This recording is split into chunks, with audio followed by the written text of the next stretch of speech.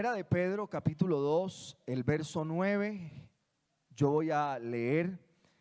Dice: pero vosotros sois linaje escogido, real sacerdocio, nación santa, pueblo adquirido por Dios, para que anunciéis las virtudes de aquel que os llamó de las tinieblas a su luz admirable. Vosotros que en otro tiempo no erais pueblo, pero que ahora sois pueblo de Dios, que en otro tiempo no habíais alcanzado misericordia, pero que ahora habéis alcanzado misericordia. Siéntense, por favor.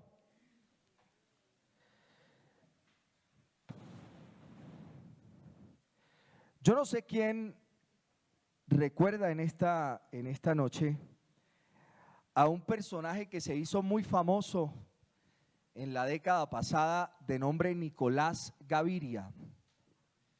Nicolás Gaviria fue un personaje que en una noche de rumba en la zona T de Bogotá, mientras unos policías lo abordaban por estar ahí bastante alterado, les expresó una frase acerca de que no sabían quién era él. Usted no sabe quién soy yo, usted no sabe quién soy yo. Era un sobrino, dicen, del expresidente César Gaviria, y lo que quería hacer era enviarlos al Chocó. A mí siempre me ha llamado la atención el hecho de que en ocasiones se generan ciertos memes a partir de situaciones particulares que se presentan en la sociedad colombiana y en la que afloran frases muy particulares. Una de esas es: usted no sabe quién soy yo, que se quedó impregnada en la memoria de todos nosotros. Pero tras de esa frase hay un gran interrogante filosófico. ¿Quién es usted o quién soy yo? Al punto que no solo los amantes de la sabiduría han intentado cuestionarse acerca de esto, sino que a uno le llama la atención que en una escena descrita en los evangelios, Jesucristo mismo le pregunta a sus discípulos que quién dicen la gente que es él. El cuestionamiento, después de haber sido respondido de múltiples formas alrededor del concepto que tenía la gente de quién era él lo vuelve mucho más personalizado y le pregunta: ¿y ustedes quién dicen que soy yo? La respuesta fue contundente: tú eres el Cristo, tú eres el Mesías. El punto es que no fue una invención de Pedro con base en el tiempo que había compartido con Jesús, sino que la respuesta de Jesús a la declaración de Pedro fue todavía mucho más asombrosa, porque él le dice que no se lo ha revelado ni carne ni sangre, sino mi Padre que está en los cielos. Y de seguro muchos de nosotros nos hemos hecho en múltiples ocasiones esta pregunta: ¿quién soy yo? Y acudimos a distintos elementos para dar respuesta lo más cerca posible a nuestra realidad. El más afamado neurocirujano del Reino Unido, Henry Marsh, escritor también, acaba de publicar un libro que salió hace menos de 3 días, y él dice que nosotros somos el producto de nuestros genes, de nuestra cultura y del entorno en que pasamos nuestros primeros años. Pero ¿qué dice la Biblia acerca de quiénes somos nosotros? El problema de la identidad no solamente se circunscribe alrededor del género, que es una gran batalla que estamos dando nosotros en la actualidad, para demostrar que lo que dice Génesis en sus primeros capítulos acerca de que varón y hembra Dios los creó, no es un hecho que pueda ser refutado a través de una ideología de género que permite que tú quieras ser lo que quieras ser, eliminando por completo lo que Dios ha dicho que tú eres, y peor aún, porque hay gente que quiere olvidarse de que Dios existe, está bien, pero negando lo que cada célula de tu cuerpo dice que eres. Nosotros hemos vivido en una sociedad que en mi memoria está que desde la época del presidente Álvaro Uribe se decía que el nombramiento de los individuos en altos cargos iba a ser a partir de un concepto que se denominaba la meritocracia. Y el diccionario define la meritocracia como un sistema de gobierno en que los puestos de responsabilidad se adjudican en función de los méritos personales, y esos méritos entonces te dan una posición, un título, un salario, te hacen incluso ganar premios, bonos. Así funcionan los gobiernos, las instituciones, las compañías públicas y privadas a la hora de contratar personal. Sin embargo, así no ocurre en el pueblo de Dios. Para ser miembro de la comunidad de creyentes, el requisito número uno que nosotros debemos tener es no tener ningún mérito que reclamar. Y el apóstol Pablo nos ayuda a entender la razón por la cual se afirma que el único mérito que debemos tener es que no tenemos mérito, porque en Romanos capítulo 13, el verso 33, él dice: por cuanto todos pecaron, todos están destituidos de la gloria de Dios. Los miembros del pueblo de Dios no calificamos para entrar. De hecho, lo que trata de hacer exactamente el apóstol Pablo, pero ya no en la carta a los romanos, sino en la carta a la iglesia en Corinto, es hacerle entender que ellos son exactamente lo opuesto a lo que se requiere para ser miembro del cuerpo de Cristo. Él les dice: porque lo insensato de Dios es más sabio que los hombres, y lo débil de Dios es más fuerte que los hombres.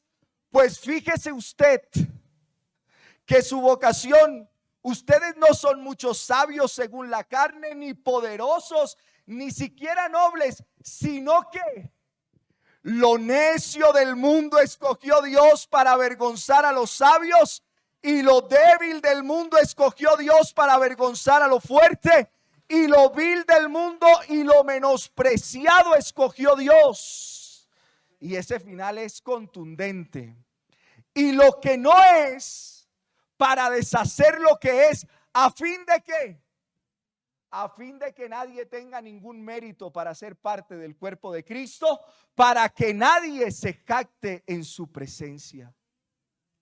Sin embargo, a pesar de esto, Dios sí me otorga a mí una posición y una dignidad que se debe convertir en mi identidad. De manera que yo quiero que usted recuerde esto siempre, y yo me incluyo. Y quiero que de pronto los más jóvenes se lo recuerden todo el tiempo, porque cuando conozco gente que todavía le pasa, uno a veces cree que se las sabe todas. Y uno en el fondo no sabe nada. En el reino de Dios es más importante la pregunta de quién soy, es más importante que quién soy yo. En el reino de Dios es más importante la pregunta de quién soy yo, de quién, a quién pertenezco, que quién soy yo desde mi individualidad. Y el apóstol Pedro nos ayuda a entender esto. Él hace un largo recorrido desde el capítulo 1 y el capítulo 2 para responder a esa pregunta de quién soy yo y cómo esa persona a quien yo me pertenezco me mira, cómo me cataloga, cómo me califica, por así decirlo de algún modo, cómo me define Dios a mí.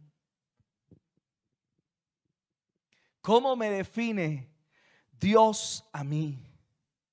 Y es importante entenderlo de ese modo, porque nosotros a veces queremos presentarnos ante Dios a partir de nuestros apellidos, de nuestro abolengo. ¿Por qué a mí no me mencionan si yo soy hijo de, familiar de?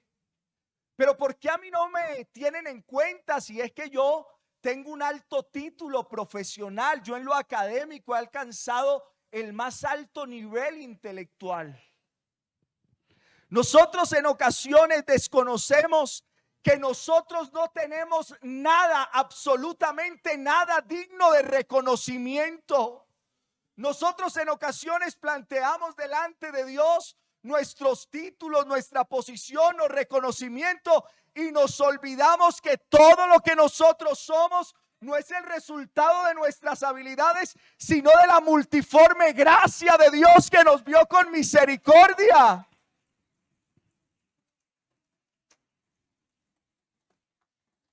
Solo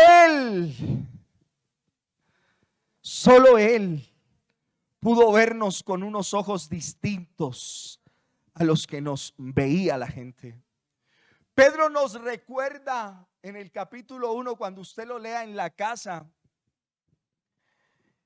algunos aspectos acerca del concepto que Dios tiene de nosotros. En el capítulo 1, en el verso 1, lo primero que dice es que nosotros fuimos elegidos desde antes que los tiempos comenzaran. En el verso 2 del capítulo 1 dice que somos santificados por la obra del Espíritu. Al final de ese verso 2 dice que somos aceptos ante Dios porque hemos sido lavados por la sangre de Cristo. El verso 3 dice que Dios nos hizo nacer de nuevo. El verso 3 en la parte final dice que somos personas con una esperanza viva por la resurrección de Cristo. El verso 4 dice que somos herederos de una herencia incorruptible, inmaculada, que no se marchita, reservada en los cielos para nosotros.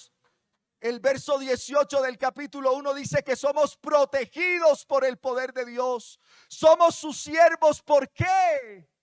No porque yo era digno, no porque yo tenía algo digno de ser mostrado, no, para nada. Somos dignos porque Cristo nos redimió de nuestra vana manera de vivir. Somos lo que somos porque Dios nos lo ha dado. Y Pedro quiere que usted recuerde todo el tiempo que lo que usted es porque Dios se lo ha dado. Es porque Dios se lo ha concedido. Por favor, nunca se le olvide. Yo lamento terriblemente el hecho de que puede ser casuístico, que yo solo he visto un par de casos, pero la gente en la iglesia de Dios no los puede bendecir económicamente de manera abundante porque se olvidan de quién fue el que los bendijo. De pronto Dios, tú no eres alguien académicamente notable y Dios te permite ir a la universidad y obtener un título que te dé nombre y te olvidas. Te olvidas del que te permitió llegar a alcanzar ese título.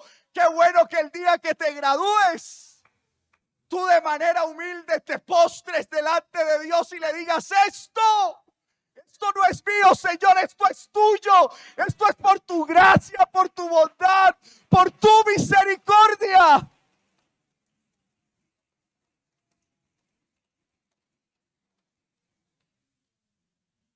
Y Él quiere, Pedro, que recordemos que todos los privilegios siempre vienen con un alto grado de responsabilidad.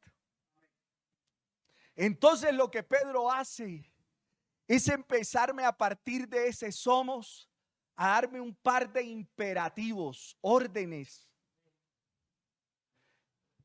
¿Usted se reconoce como lo que Dios ha dicho que usted es? Si Jesucristo es el Rey y usted está en su reino, aquí el único que tiene autoridad se llama Cristo.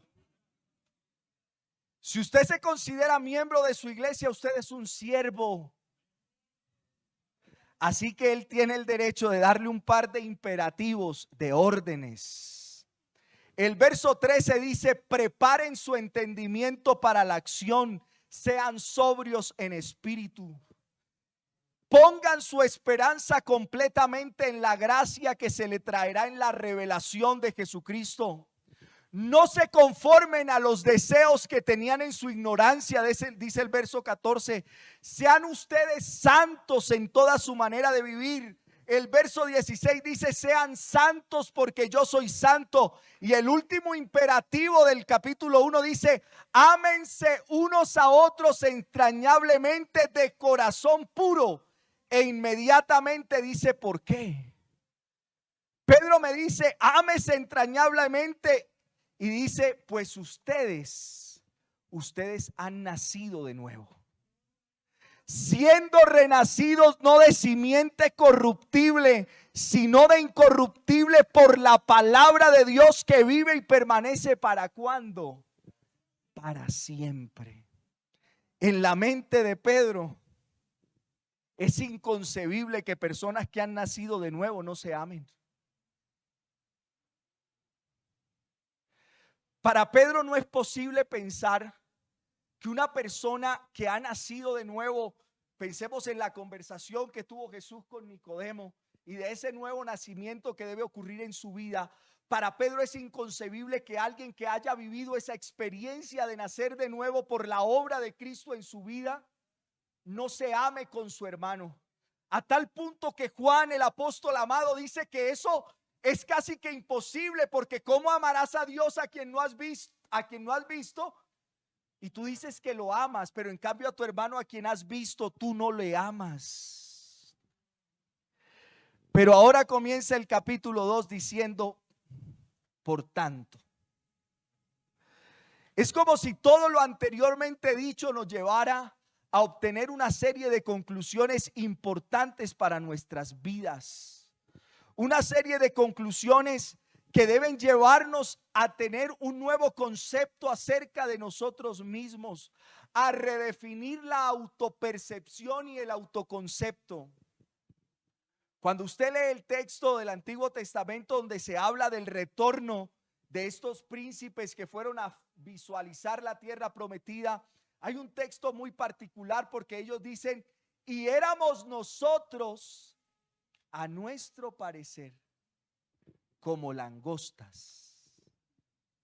Fíjese usted que el tener una idea distorsionada de quién eres te hace observar la realidad de un modo distinto. Así que es necesario que nosotros hoy eliminemos de tajo cualquier concepto que diste de lo que Dios dice que nosotros somos, y a partir de ahora comencemos a pensar acerca de nosotros según lo que Cristo ha dicho que nosotros somos.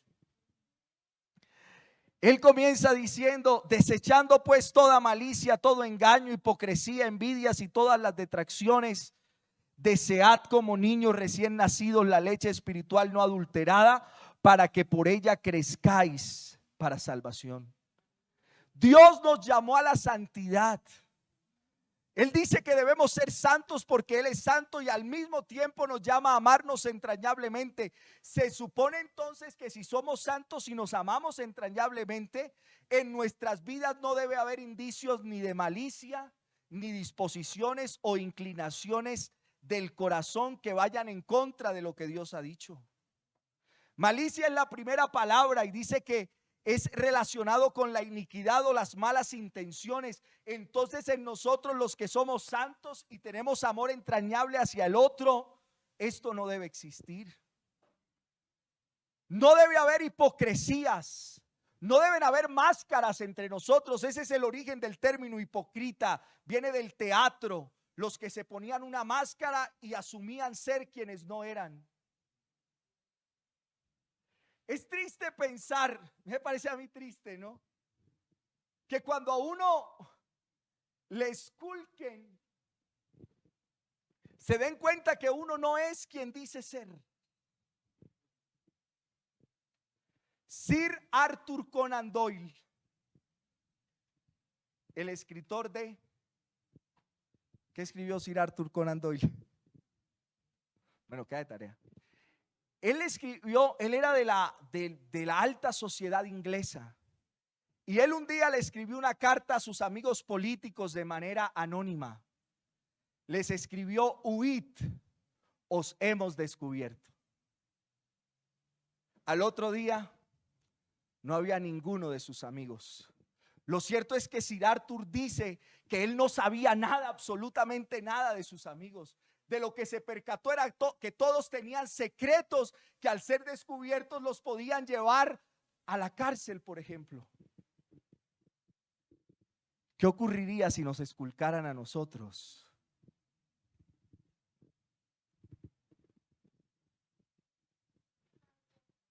Huid, os hemos descubierto. Nosotros no podemos aparentar lo que no somos. Nosotros no podemos aparentar lo que no somos. Nosotros debemos de manera transparente presentarnos ante Dios, y si es necesario decirle, como dijo el rey David en uno de sus salmos: Señor, aún de los pecados que me son ocultos, aquellos que yo no logro ver, que no logro percibir, yo vengo y me pongo ante tu presencia, Señor, y hazme un escáner completo.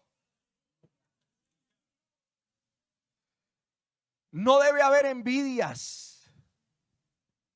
Ese sentimiento que ocurre en nuestro corazón cuando vemos que el otro obtiene cosas que factiblemente nosotros añorábamos, pero que no se nos dan. Nosotros debemos ponernos felices porque el otro alcance sus metas, sus sueños, sus planes. No debemos experimentar un sentimiento de amargura. Y Pedro dice, las envidias no deben estar en medio de nosotros.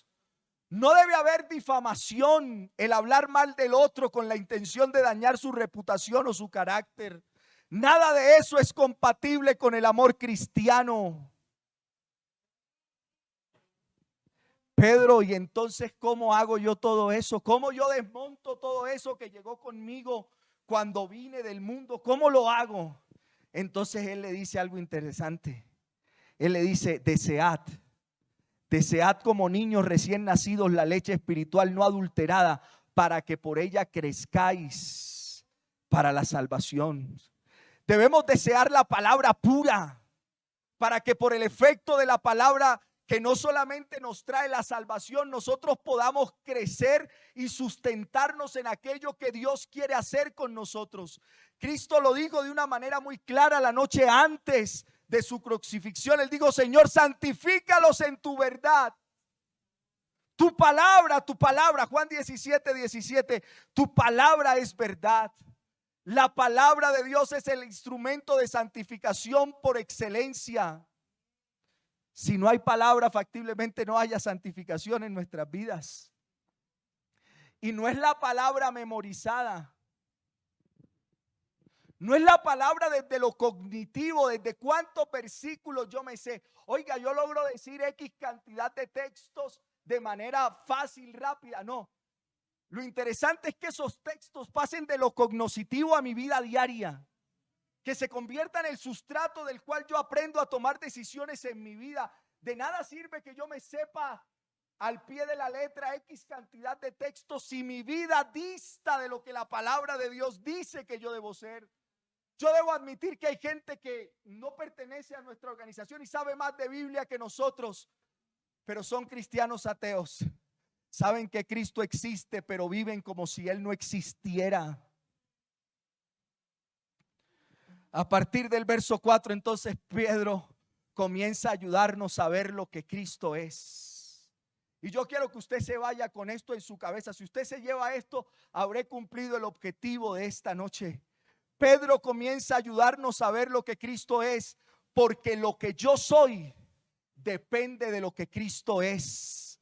Literalmente, ¿por qué? Porque yo estoy en Cristo. De manera que es importante que yo conozca la persona de Cristo, porque todo lo que yo soy, todo lo que yo puedo hacer, depende de lo que Cristo es y lo que Cristo hace, lo que Cristo ha hecho y lo que Él seguirá haciendo en nuestras vidas.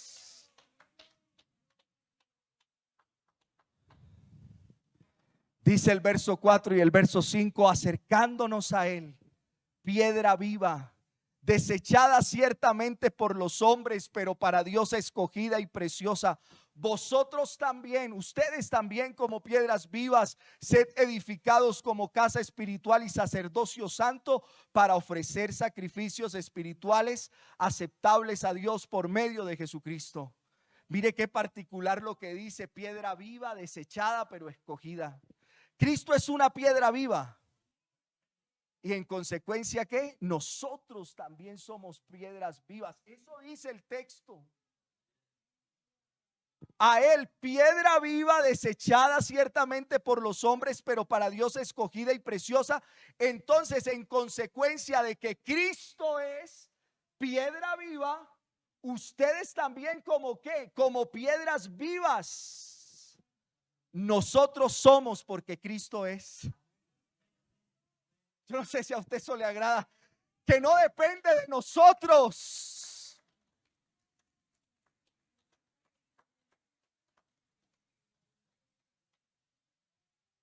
Pedro hace un ejercicio que si hoy lo pusiésemos en el parámetro de la crítica literaria, es hablar desde la filosofía de causas y efectos. Nosotros somos porque Cristo es. Pedro identifica primero lo que Cristo es para luego identificar lo que nosotros somos. Entonces en el mismo verso 4 se nos dice que Cristo fue una piedra desechada por los hombres y de esa misma manera Cristo dice algo particular. Si a ustedes los odian, si a ustedes los desecha el mundo, si a ustedes el mundo no les presta atención, no les toma en cuenta, tranquilo, eso me lo hicieron a mí. Si a ustedes los desechan, a mí me desecharon primero. Lea Juan 15, 18, Mateo 10, 22, Mateo 24, 9. Cristo nos está recordando algo. Y es que hay una correlación directa entre lo que Él es y lo que Él hace. Y en consecuencia en lo que yo soy y lo que yo hago. En el versículo 4 Cristo es llamado una piedra escogida. Y en el versículo 9 nosotros somos llamados linaje escogido. Lo que Cristo es de alguna forma nosotros somos. ¿Por qué? Porque estamos en Él. Así que si usted en algún momento deja de permanecer en Cristo, pues usted ha perdido la identidad de Cristo porque deja de estar pegado a Él. Así que lo interesante es que nosotros podamos estar siempre permaneciendo siempre a Él. ¿Sabe? Estudiando un poco, en la antigüedad las edificaciones se fabricaban de piedras. De manera que lo que Pedro está haciendo es tomando prestada la metáfora de la construcción de las edificaciones y nos llama a nosotros una casa espiritual. Y eso es importante. Este último tiempo en el programa Un Encuentro con la Palabra, uno se da cuenta que ha leído múltiples ocasiones un texto y no se fija en ciertos aspectos que son muy relevantes del texto.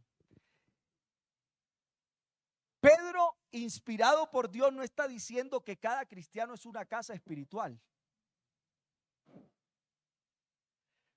Pedro no está diciendo que cada uno puede ser una casa espiritual en particular, sino que nosotros en conjunto nos constituimos en esa casa espiritual. Cuando Dios se refiere a la iglesia, Él nunca ve a nadie como un llanero solitario. Él se refiere a ese grupo de personas como el pueblo de Dios, como la novia de Cristo. Yo no soy la novia de Cristo. Yo hago parte de la iglesia que es la novia de Cristo. Y de esa manera Pedro nos está llamando y nos está diciendo que nosotros somos una casa espiritual, una casa, todos nosotros. La iglesia en todo el mundo se constituye en una casa espiritual. Nosotros somos lo que Cristo es. Edificados como casa espiritual para un sacerdocio santo, para ofrecer sacrificios espirituales aceptables a Dios por medio de Jesucristo. Dios está construyendo esta casa espiritual con un propósito. Y ese propósito es que ejerzamos un sacerdocio santo. Y usted puede regresar a esa idea porque en el verso 9 se dice algo sobre usted. ¿Y qué es lo que dice? Que nosotros somos real sacerdocio. Y en consecuencia de eso, de que somos real sacerdocio, es que nosotros podemos ofrecer sacrificios agradables a Dios.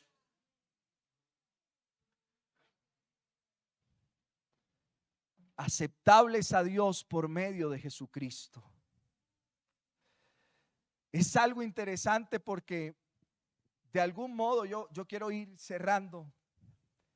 De algún modo, lo que nosotros somos, lo somos porque Cristo decidió hacernos ser lo que Él quería que nosotros fuésemos. Así que la descripción, para adelantarnos, del verso 9 debiera ser muy interesante, y quisiera resumirle lo que dice antes. Lo que dice antes es que Pedro describe a Cristo y pone dos tipos de posiciones frente a lo que Cristo es. Lo que ocurre con aquellos que le aceptamos y lo que ocurre con los que no le aceptan.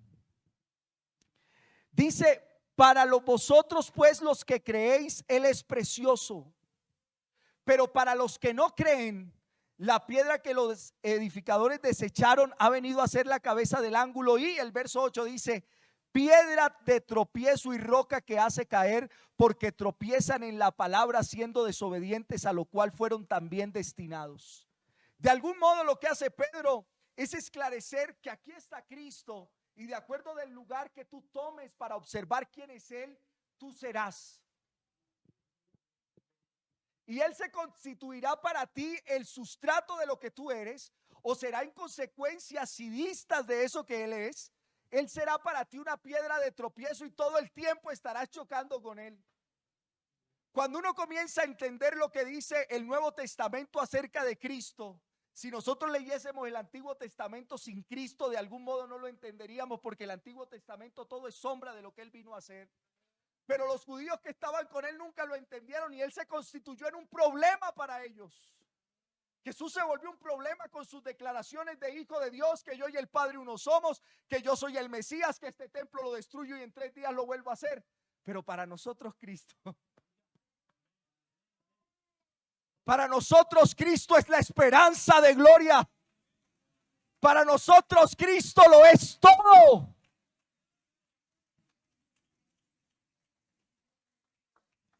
Así que cuando nosotros tomamos el lado correcto de la historia, podemos tener verdaderamente un autoconcepto con base no en lo que la gente dice, con base no en lo que nuestro pasado dice.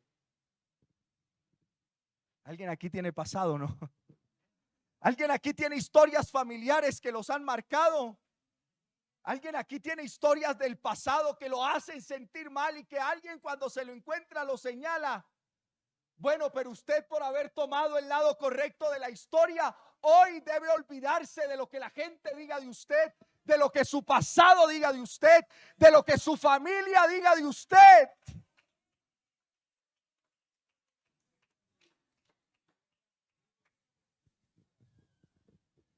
A mí no me da pena decir de dónde soy.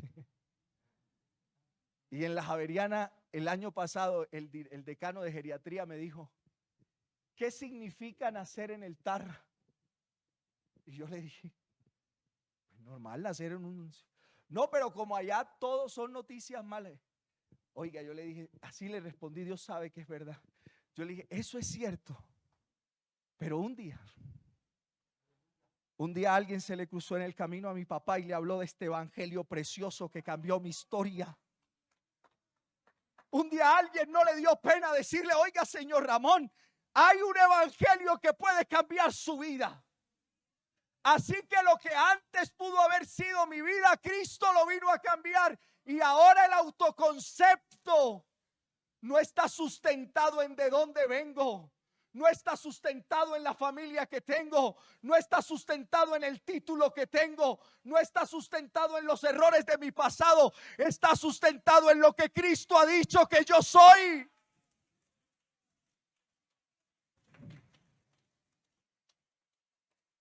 Y yo con esto quiero terminar. ¿Usted no sabe quién soy yo? No, yo sí sé quién soy. Yo soy linaje escogido. real sacerdocio, nación santa, pueblo adquirido por Dios. A mí me adquirió Cristo en el Calvario. Yo no sé a usted.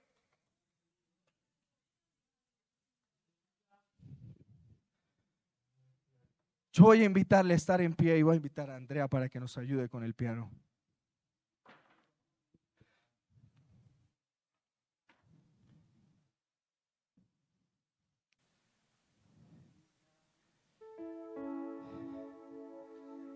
Y de algún modo Pedro se toma el atrevimiento de recordarnos parcialmente quiénes éramos.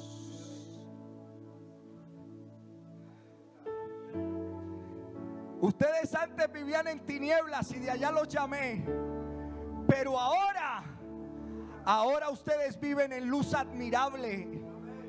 Ustedes, sí es verdad, ustedes no eran pueblo, pero ahora son pueblo. Ustedes no habían alcanzado misericordia, pero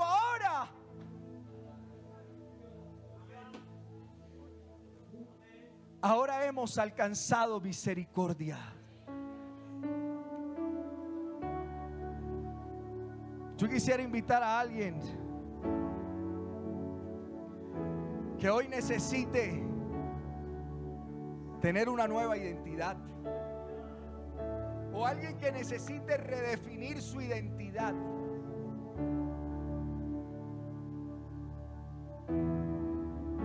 ¿Quién es usted? ¿Quién es usted?